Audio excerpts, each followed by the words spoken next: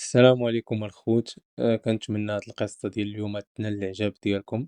جيب شي قهيوة وجلس وتركن مزيان وتصنت. أنا عادل، صحفي في واحد الجريدة معروفة هنا في الدار البيضاء. حياتي كلها دازت بين الأخبار العادية والمواضيع اللي كتجيب التفاعل. كنت كيصحاب ليا صافي شفت كل شيء حتى جاتني واحد القضية اللي غتقلب حياتي رأسا على عقب. كانت شي نهارات هدوء قاتل في الجريدة حتى دق التليفون ديالي. كان كمال المحقق اللي كنعرفو من شحال هادي وصاحبي من زمان. كان صوتو فيه واحد النبرة ديال القلق، ما عرفتش علاش. عادل، خاصنا نتلاقاو دابا، كاين شي حاجه ماشي تلهيه. خير كمال، مالك؟ ما يمكنش نقول لك في التليفون نتلاقاو في القهوه الزيتونه، عارفه نص ساعه ونجي لعندك. مشيت لقهوه الزيتونه اللي لقيتها عامره بالناس، ولكن كل واحد في دنيته. بان ليا كمال جالس في واحد القنت ووجهه شاحب وباين عليه التفكير. مشيت لعندو. كمال، شكون اللي مات؟ سولته مباشره. ماشي شكون اللي مات عادي، شكون اختفى. قالها هو كيشوف ليا في عينيا، وعينيه محلولين حتى الفوق. واحد العالم ديال الاثار سميتو الاستاذ حميد، كان كيبحث في واحد الموقع اثري قديم في الجنوب. فجأة تقطع الاتصال ديالو، وتقطع الاتصال ديال الناس اللي قراب ليه معاه، وما بقاش عارفين عليه حتى شي اخبار. نهار اثنين الصباح بكري كنت انا وكمال في طوموبيل غادي لواحد المنطقه نائيه في الجنوب. الطريق كانت طويلة ومملة، كلشي كان كيبان متشابه، الصخور والرمال. كمال، علاش بالذات الأستاذ حميد؟ واش شي حاجة غريبة كانت عنده؟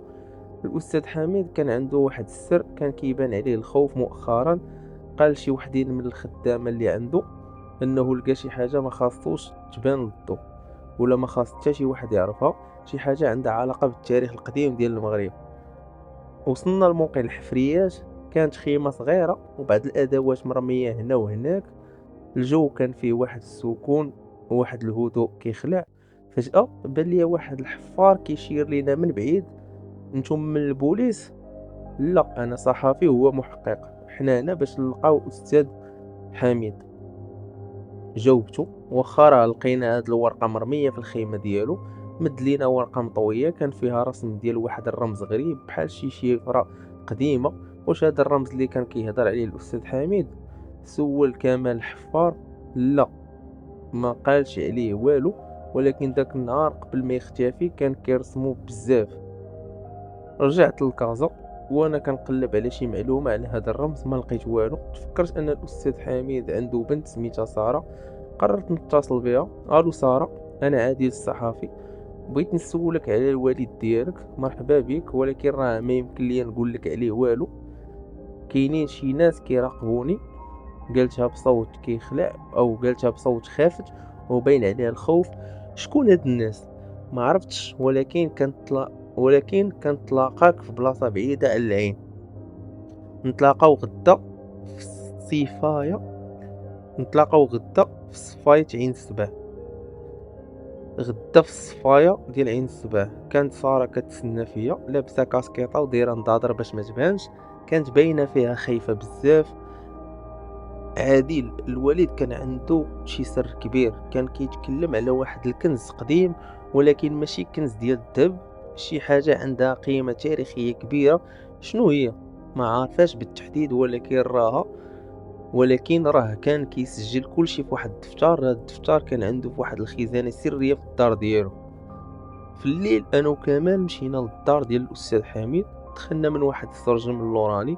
كانت الدار مظلمه وكل شيء مشقلب في وسط الدار. عادي، شوف هادشي ماشي ديال شي واحد باغي يشفر ولا شي شفره عاديه. قال كمال هو كيشوف في البلايص اللي تفتشوا خاصنا نلقاو هاد الخزانه السريه. قلت ليه. بدينا كنقلبوا في كل القنت حتى لقينا واحد الخزانه مخبيه ورا واحد المكتب، كانت عامره بالكتب القديمه. حل كمال الخزانه، كان فيها صندوق صغير.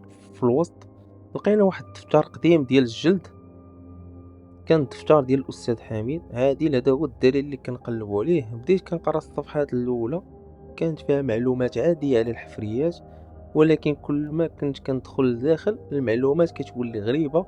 كيهضر على شي مخلوق قديم كاين تحت الارض. الدفتر كان كيقول ان الاستاذ حميد لقى شي حاجه ماشي عاديه، شي مخلوق قديم كان مدفون تحت واحد القصر قديم في الجنوب. هذا المخلوق كان هو سبب لعنة كتصيب كل من كيحاول يفيقو. هذا الشيء كيبان بحال شي فيلم ديال الخيال العلمي، قلت لك كمان ماشي مهم. المهم هو ان شي حد عرف بهذا الشيء وخطفو باش يوصل لذاك المخلوق.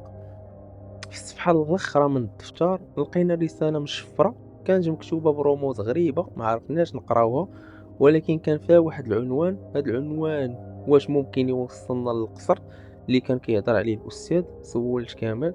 ممكن، ولكن الرمز شنو كيعني؟ بديت كنقلب في الكتاب ديال الاستاذ، لقيت واحد الكتاب ديال اللغات القديمه كان فيه حل هذا الرمز. مع الفجر فكيت الرمز، كان كتقول القبر اللي كاين تحت الشمس هو مفتاح القصر، الكنز ديال الاجداد ما خاصوش يشوف الضوء. الخوت هذا ماشي شي قصر عادي، هذا الشيء حاجه كبيره. قلت لكمال خاصنا نمشيو ليه. جاوبني انا جاي معاك. لا عادل، هذا الشيء فيه خطر، خاصك تبقى هنا وتهتم بالبنت ديال الاستاذ. انا صحفي، هذا هي الخدمه ديالي. قلتها بجديه. قبل ما نمشيو وصلني واحد الميساج من نمره مجهوله، كان فيه تصويره ديال ساره مع شي وحدين كيتكلموا معاها، كانوا كيبانوا بحال شي عصابه. كمال شوف ساره مخطوفه. علاش؟ بغاها شي حد باش توصل ليه للقصر، خاصنا نسرعو. قررنا اننا نمشيو للقصر اللي كاين في الجنوب ونديرو خطه باش نلقاوهم. وصلنا للقصر القديم، كان باين عليه مهجور ولكن باينه فيه الحياه من الداخل. كان فيها واحد الضو ضعيف عادي، خصنا ندخلو بصمت، نقدروا نكونوا تحت المراقبه. دخلنا من واحد السرجم مهرس، كانت الريحه ديال الغبره كتدخل للنيف. بدينا كنسمعوا شي اصوات كانوا كيتكلموا بالفرنسيه. بدينا كنقربوا من الاصوات، كانوا شي 5 ديال الرجال، كان معاهم واحد الراجل كيبان هو القائد ديالهم. الراجل ديالكم ما باغي يقول والو، قالها القائد. انا ما غادي نقول لكم والو، ما غاديش نفيقوا هاد الشر، قالها الاستاذ حميد بصوت ضعيف. ساره كانت مربطه وكتشوف باها بخوف. كمال مشى بشويه من الجهه الاخرى باش يلهيهم، هز حجره ولاحها في واحد القنت. الرجال كلهم تلاهاو مع الصوت. دابا عادل قال لي جريت بالزربه ومشيت في البلاصه اللي كانت فيها ساره، بديت كنحليها في اليدين ديالها. كمال كمل الخطه ديالو، بدا كيتضارب معاهم. واحد الراجل خرج التليفون ديالو باش يعيط لشي حد. ساره خاصنا نمشيو دابا، قلتها ليها.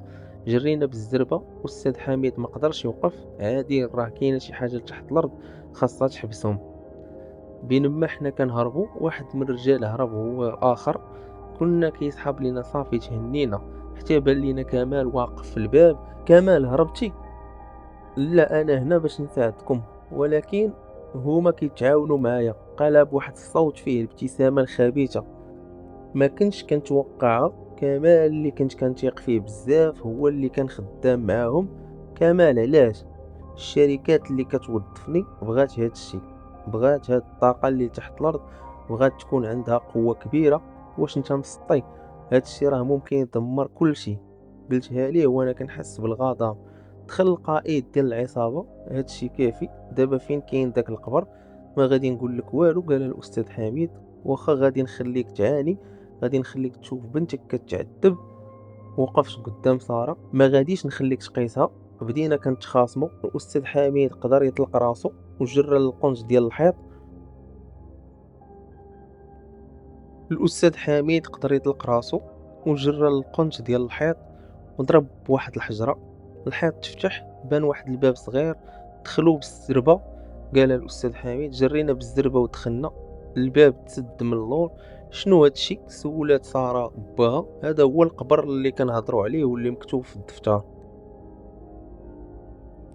القبر كان مكان كبير، ولكن الريحه ديال السكون. كان فيه واحد الحوض كبير بحال شي قبر. انا حطيت الدليل هنا اللي هو الرمز، قال الاستاذ حميد. دخلنا لداخل، بديت كنقرا على الرمز اللي كاين في الدفتر. الرمز هو المفتاح، خاصو يتحط في واحد البلاصه. فين؟ القائد ديال العصابه دخل.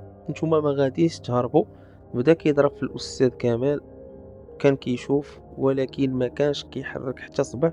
فجاه واحد الرمل طاح من السقف. بدا القبر كيتهرس. عادي خاصنا نخرجوا، قالها لي الاستاذ كمال. لا خاصنا نلقاو الرمز. القبر بدا كيتهرس، كانت الرمله كطيح من الفوق. القائد ديال العصابه تعثر في الرمله. كمال مازال عندنا فرصه، خاصك تفيق. قلت ليه كمال شاف فيا وشاف في القبر اللي كيطيح، هز واحد السهم قديم وضرب به القائد.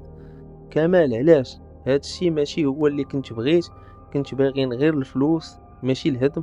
قدرنا نخرجوا من القبر قبل ما يطيح علينا، كان كل شيء مرون. رجعنا لكازا، الاستاذ حميد كان بخير، ساره كانت مسكينه. كمال سلم راسو للبوليس، الشركات اللي كانت ورا هادشي تفكات، والخبر ديال داكشي اللي وقع في القصر بقى سر. عادل، شكرا ليك انت اللي نقدتينا، قال لي الاستاذ. انا غير درت الواجب، ولكن هذا الخبر ما غاديش ننشرو، هذا السر خاصو يبقى سر. الجريدة ديالي كانت بغاتني نكتب القصة كاملة، ولكن رفضت. هاد القصة ما يمكنش تكتب حيت كاينين شي اسرار ما خاصهاش تبان في الضوء. قلتها للمدير. عادل، واش انت بصح هذا هو خبر حياتك؟ كنعرف، ولكن كاين شي حوايج اهم من الاخبار. ساره ولات كتصاحب معايا، كانت كتجي عندي للقهوه وكنتكلموا على الحياه. عادل، واش انت عمرك ما ندمتي على القرار اللي درتي؟ سولاتني. لا بالعكس، انا فرحان به، حيت عرفت ان الصحافه ماشي غير باش تكتب الاخبار، ولكن باش تحمي الاسرار. كمال زارني في الحبس، كان كيبان عليه الندم. عادل، سمح لي، ما عرفتش شنو كان كيوقع ليا، كانت الفلوس هي كل شيء. ماشي مشكلة صاحبي، كنا كنديروا اخطاء. لا، انا درت واحد الخطأ ما عمرني غادي ننساه. القصة ديال الاستاذ حميد والسر ديال القصر بقات قصة سرية. الجريدة ديالي كانت كتسولني كل مرة واش باغي تكتبها، ولكن انا كنرفض في كل مرة. انا دابا كنبحث على قصص واحدة اخرى، قصص عادية، قصص ديال الناس العاديين، حيت الحياة ماشي ديما فيها الاسرار الكبيرة. هذه هي القصة ديالي، كيفاش كنت صحفي عادي وكيفاش وليت شخص كيعرف قيمة الأسرار. وإذا سولتيني واش ندمت، غادي نقول لك لا، حيت كاينين شي أسرار خاصها تبقى مدفونة باش ما يطيحش عليها كلشي.